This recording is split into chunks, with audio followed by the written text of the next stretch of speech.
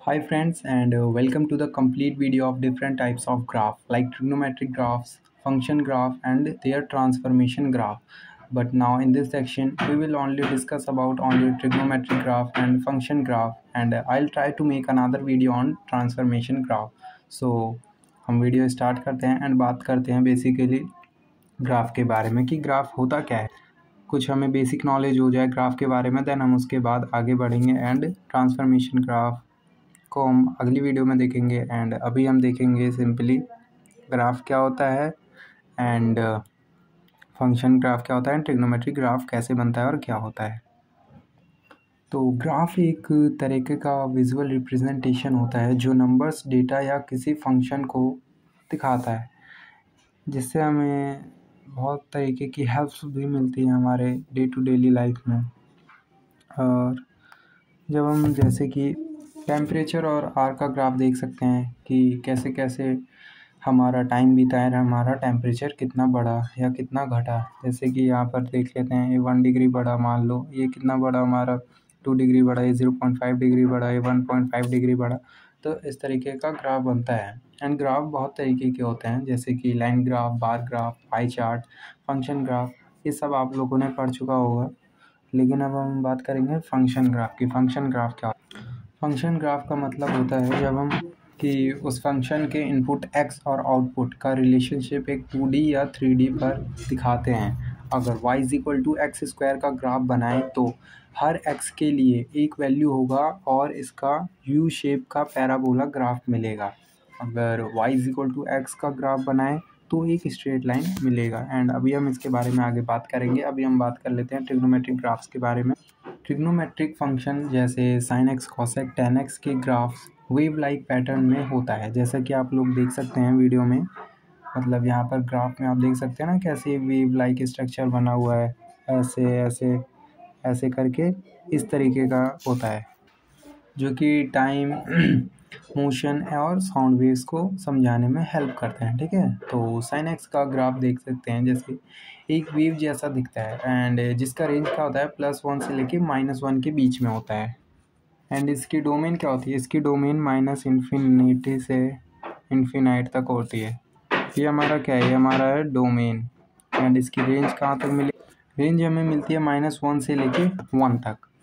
And इसके हम frequency भी चेंज कर सकते हैं, एम्पलीट्यूड भी चेंज कर सकते हैं, स्पीड भी चेंज कर सकते हैं एंड बहुत कुछ कर सकते हैं। बट यहाँ पर हम देख लेते हैं बेसिकली अभी किसके बारे में। अभी हम फ्रीक्वेंसी देख लेते हैं कि फ्रीक्वेंसी कैसे चेंज होती है। फ्रीक्वेंसी का मतलब होता है कितनी बार कोई इवेंट एक निर्दिष्ट समय में होती है। इसका यूज़ वेव, मोशन, साउंड में भी होता है। ठीक है, एंड फ्रीक्वेंसी का बेसिक डेफिनेशन अगर हम देखना चाहें तो इसको हम ऐसे डिफाइन कर सकते हैं, नंबर ऑफ साइकिल्स पर टाइम टेकन, यानी कोई चीज़ कितनी जल्दी हो रही है। ठीक है, जैसे अगर हम एक एग्जांपल ले लें, अगर एक पेंडुलम है जो कि 1 सेकंड में 5 बार क्या करता है?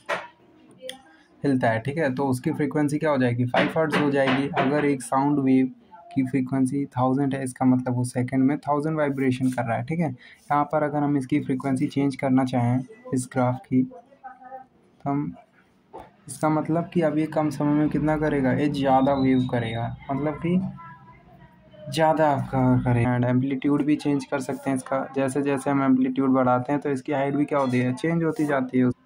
अब हम बात कर लेते हैं कोसाइन फंक्शन की, मीन्स y = cos x। इसकी डोमेन भी हमारी क्या होती है? इसकी डोमेन -इन्फिनाइट टू इन्फिनाइट होती है एंड रेंज -1 से लेके 1 तक होती है। एंड इसकी भी वैल्यू हमारी -1 से -1 तक जा सकती है, जैसे कि आप इस ग्राफ में देख ही सकते हैं।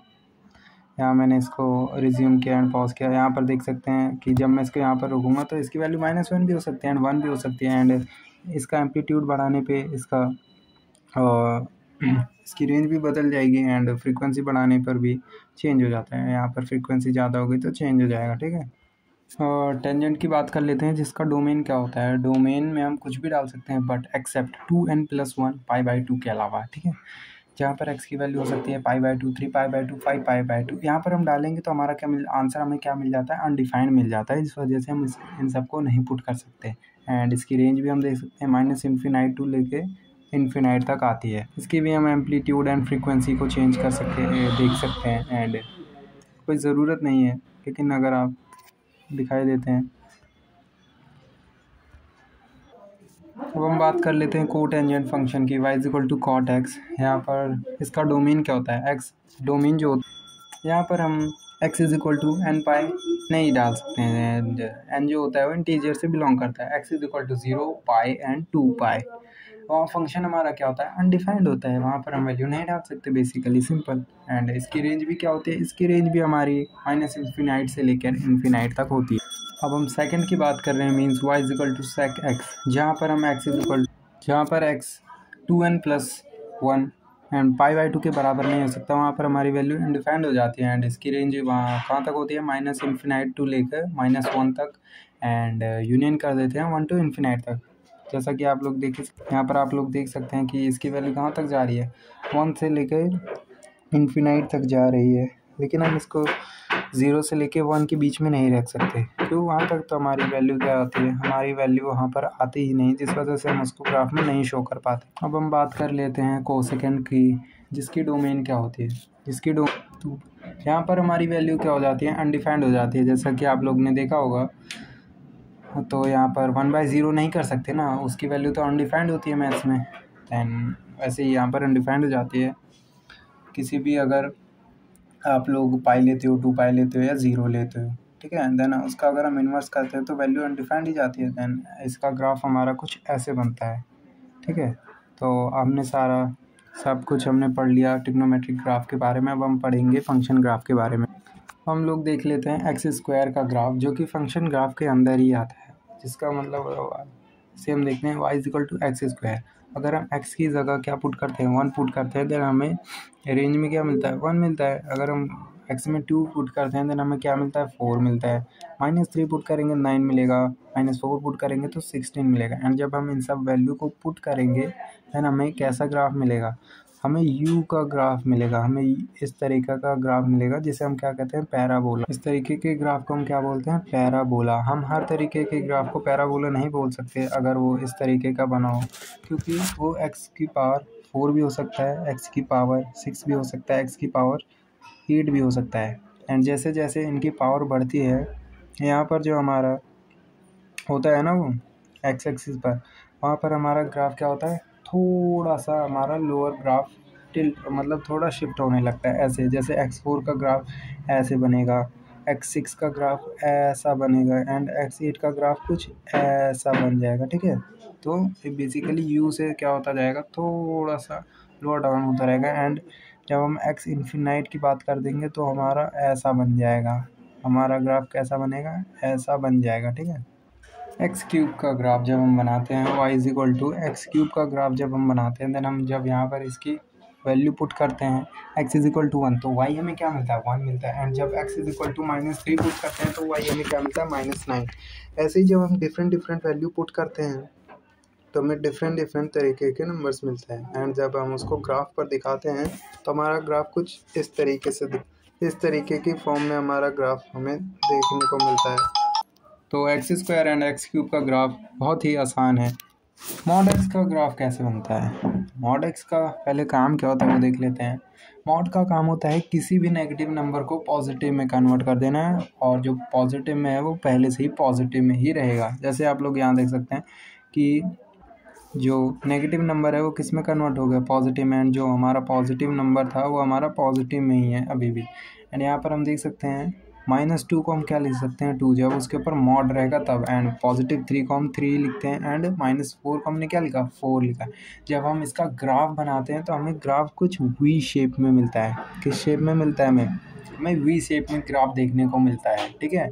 एंड इसके आगे भी बहुत सारे हैं। जब हम इसका ट्रांसफॉर्मेशन में बात करेंगे, देन हम बात करेंगे कि इसका ग्राफ कुछ ऐसा भी बन सकता है जब हम fx+1 करेंगे। एंड जब हम fx+1 के बारे में यहाँ पर हम देख सकते हैं fx+1 एंड fx+1 का ग्राफ, कि अगर हम 1 एक्स्ट्रा ऐड करेंगे फंक्शन के बाहर, एंड जब हम फंक्शन के अंदर ही 1 ऐड कर देंगे तो हमारा ग्राफ कुछ डिफरेंट तरीके से बनता है कि कौन सा वाई एक्सिस पर शिफ्ट हो जाएगा एंड कौन सा एक्स एक्सिस पर शिफ्ट हो जाएगा। तो इसका ग्राफ वी शेप में बनता है एंड ये ईजी है। अब हम बात करते हैं सिग्नम ग्राफ के बारे में। सिग्नम ग्राफ हम बेसिकली बात करते हैं जब एक्स लेस देन होता है -1 से and x is equal to 0 होता है एंड एक्स ग्रेटर देन 1 होता है।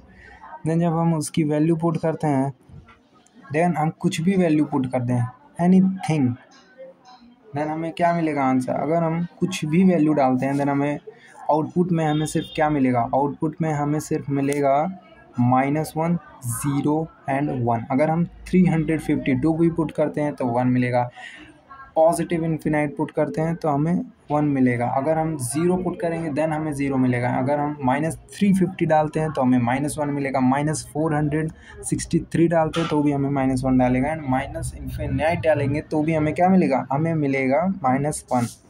अब हम बात कर लेते हैं डिटर्मिनेंट ग्राफ।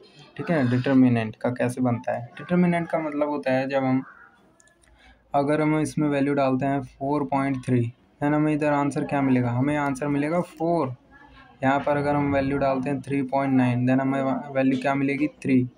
ठीक है, ओ सॉरी, ये डिटर्मिनेंट मतलब ग्रेटेस्ट इंटीजर फंक्शन का ग्राफ। ग्रेटेस्ट इंटीजर फंक्शन का मतलब हमें अगर हम कोई सी वैल्यू डालते हैं, जैसे कुछ भी डालते हैं, देन हमें पीछे जाकर हमें सबसे ग्रेटेस्ट इंटीजर कौन सा मिलेगा वो वैल्यू हमें देखनी होती है। अगर हम जैसे यहाँ पर डाल देते हैं 4.8 माइनस में, यहाँ पर हमें क्या मिलेगा, -5।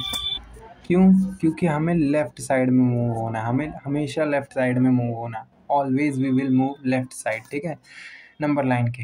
एंड इसका ग्राफ कुछ इस तरीके से दिखता है। यहाँ पर हम कुछ भी डालें तो हमें आंसर क्या मिलने वाला है, आंसर तो हमें वही मिलने वाला है ना। यहाँ पर 1 डालेंगे तो हमें आंसर क्या मिलेगा, 1 मिलेगा। 2 डालेंगे तो आंसर क्या मिलेगा, 2 मिलेगा। एंड उसी तरीके से हमारा एक ग्राफ कैसे बन जाता है, स्टेप वाइज ग्राफ भी जिसे हम कह देते हैं।